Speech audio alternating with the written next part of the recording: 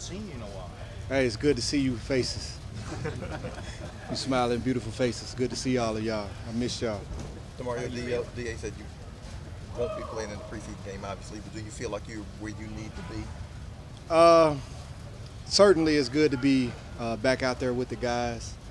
When you spent 12 years in this game, you know it's a long season, and so you want to make sure that your body is fully prepared to take on that load and be your strongest at the finish of the season. And certainly without taking preseason reps, sometimes that can feel a little bit different, but I feel like as a pro, you got to know how to get yourself to optimal level, optimal performance. And I think just with our practices going with against our offense, the tempo that they play at, the amount of weapons that they got over there, you know, the way that the coaches are calling plays, it puts you in every situation that you're going to be in the game. And so I think, you know, in practice I'll be able to get enough reps that I need to be ready week one. You don't miss games. Have you missed this much practice? No, you know what? That's interesting. I haven't missed this much practice or this much training camp before. Certainly, you know, you got to think, and I don't know, you know, for whatever reason, but you got to think, man, in year 12, that plane may need a little more runway before it's ready to hit the sky. And I just think, man, I'm grateful. You know, to have a staff that took something that wasn't as serious, but, you know, gave me extra time to make sure that everything was functioning properly. And, you know, now I told all the guys, man, you know, I put in all my vet days. I took all my vacation days. I got them out the way. It's time to work now, so I'm excited. What are your thoughts on Jalen Smith? I'm sure you've seen him from afar, but is he coming and fit right in pretty quickly? Oh, absolutely, man. Anytime you're able to get good football players in this league, it's a huge plus. So kudos to the front office in bringing him in. A guy who's had a ton of success. You know, I just think back to the battles that we had with Dallas. You know, back when we were contending for conference championships, going against them and just watching him be out there lights out making plays. And if you watch him on tape, man, he still got that in. And you look what he did this last preseason game. He still got that explosive firepower in him. And sometimes it's just about ending up in the right situation. And so I definitely think it's going to be a good situation for him here. And it's definitely a good situation for us to be able to have him. So I'm excited about that. Can you take me into the conversation that you and Jameis were having with the officials after the red zone drill, and what was the resolution? What were you pushing for? What was your I plan? mean, I wasn't really. You don't have to negotiate, man. We down in the red zone, and we known for guarding every blade of grass, man. So, you know, sometimes, you know, guys want to say they in when they not in. And it was just like, hey, what the referee? He get paid to do this. And he said today that they weren't in. So, you know, officially not in. That's what the official said. Yeah. So I guess it's official. Do you see anything different about DA as he gets ready to start his second season as head coach compared to a year ago? I mean, DA, man, is like a fine wine. He just keeps getting better with time. As long as I'm around him, I learn more and more from him.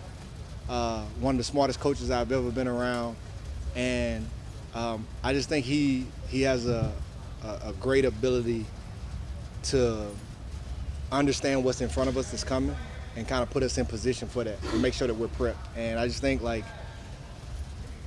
he takes that awareness that he has and that sharpness and that detailedness, and he teaches it to us. And he's always harping on, sometimes it seems like the same things, but you'll see those same things happen in a practice situation or in a game situation. It's like, oh yeah, he told us about that. And so sometimes it's a lot to keep up with, you know, and that's a great thing, because you want your leader to be out in front of you. You want your leader to be something that you can look to and learn from. And it's just like, man, when he's talking, I'm taking notes, you know, just because I don't want it to be something that he said that I missed. And I think that just raised our mental IQ for the game. He makes us better football players just by making us better thinkers. You know, we all physically talented, but if you can't think about the game situationally and know what you can and can't do while you're out there, you're going to struggle. And so, I mean, being in year 12, having a coach that I can learn so much from, that's a blessing. Do you sense that he's more comfortable being the head guy than maybe he was just starting out? I don't think he was. I never saw. If he was uncomfortable, I never saw it. I think he's been here before.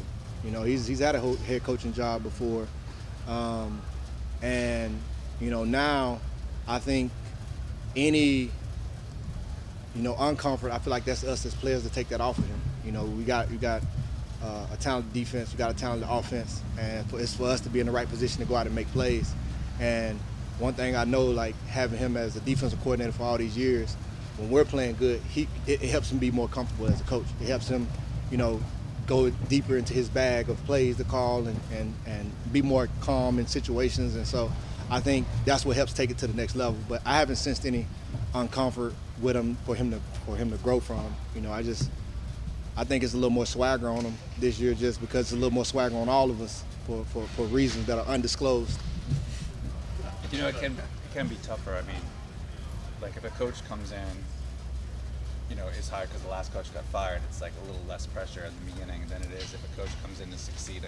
A very successful coach who just left, Mm-hmm. it can be a tough spot for a guy like that. And I wonder, how do you feel like his temperament made him well equipped to handle that?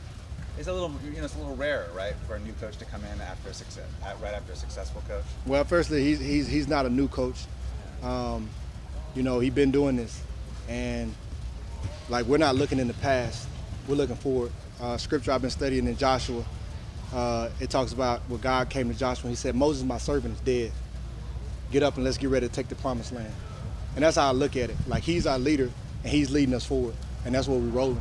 We ain't looking in the rear view, we're looking at what's in front of us. And man, as I said, we got reasons that are undisclosed why we excited, but we looking ahead.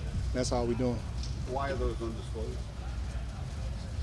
Because everybody gonna see it when it's time. Okay. I have trouble gauging like vibe and attitude and stuff like that, and how real that is, and how much we can tell from the side of that. Is that something that is legitimately being sensed around here? The confidence and the swagger of this team. Well, I just feel like if you believe in the Saints and you're a fan of the Saints or you Who That Nation, you should be excited right now. That's all I say. You should be excited. Demario, when a team goes out and spends $150 million on the quarterback, does that add to that? Does that change things inside the building? Yeah, I certainly believe so. You have to have really good quarterback play to be successful in the league. You look at the Super Bowl last year, I think, there's no question that those are two of the best performing quarterbacks in the National Football League, and that's why they're in that game. So it's going to be hard to have a conversation where you think you can make it far without great quarterback play in this league.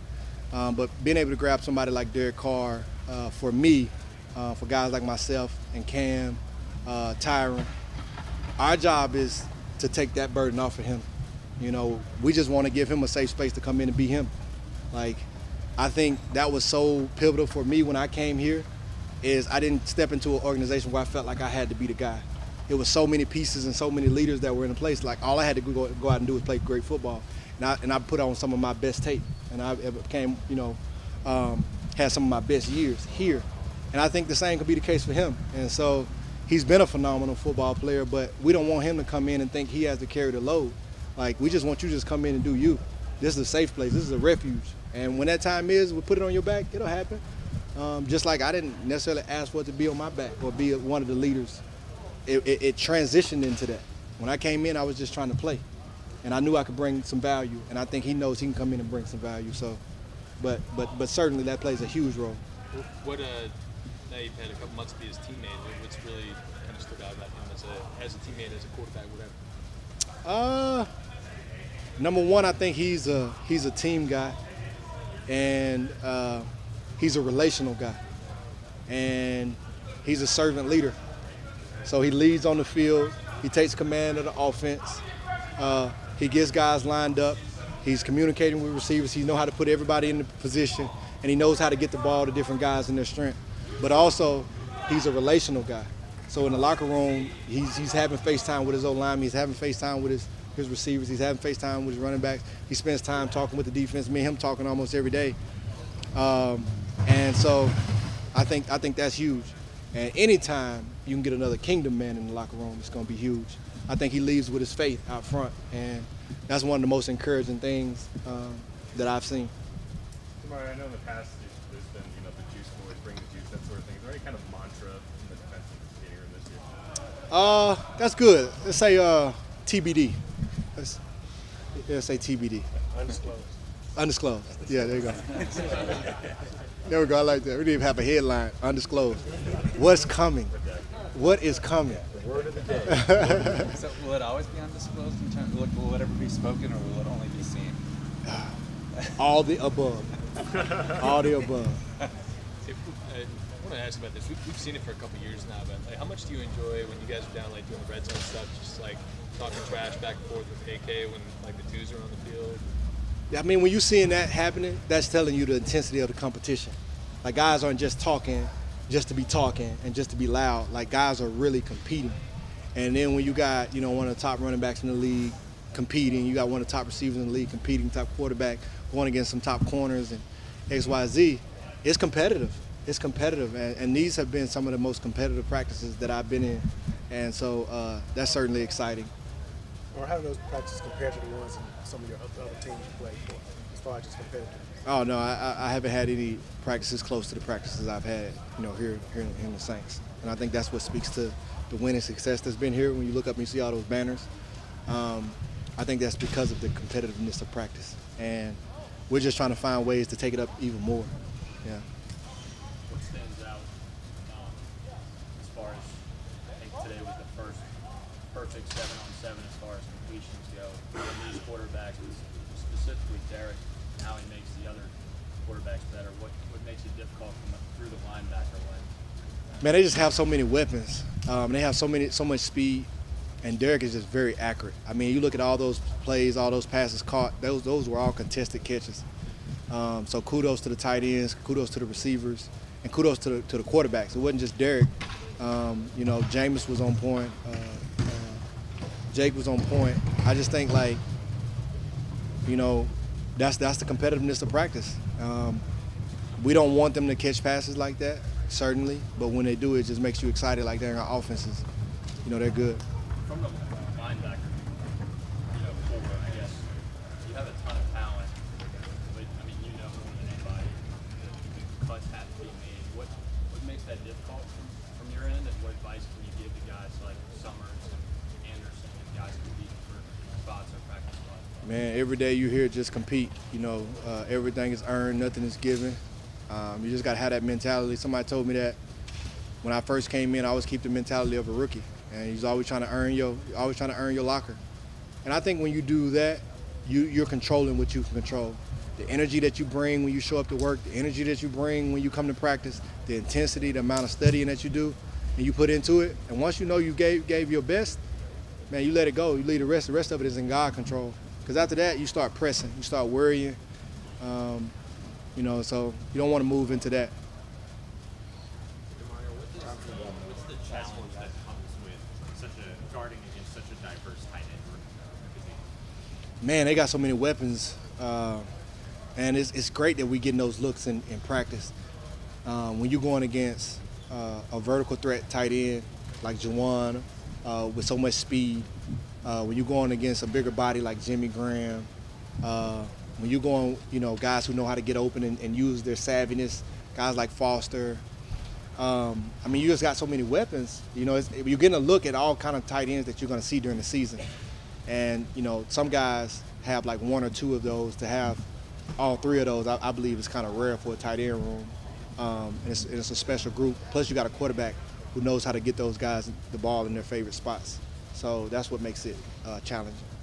I know we're overtime here, but on Juwan, have you noticed anything different about him? I mean, on the field, he's so active this year. Has his game gotten savvier or anything different? Man, certainly his game is he gets better every year. You see the amount of time that he puts in. He's one of the first guys in the building, last guys to leave. The amount of work he puts in the off season. You just see it, and the way he competes in practice. He's always full speed. So I think it just speaks to the amount of effort that he puts into his game. Certainly excited to see him perform this year, to stack another good year on top of coming off a big season. We certainly need it. And then also I think he's a kingdom man. He's a believer. He leads with his faith out front. And so, man, I just think when guys have that faith on them, they just look at life from a different perspective. And the victory is found more than on the field. is found in your identity. And I think when guys have that, they just have something that other people might need. Thanks, Mario. I- Season fun. Hey, here we go. Let's go. God bless. You did miss us. I did. Y'all take care.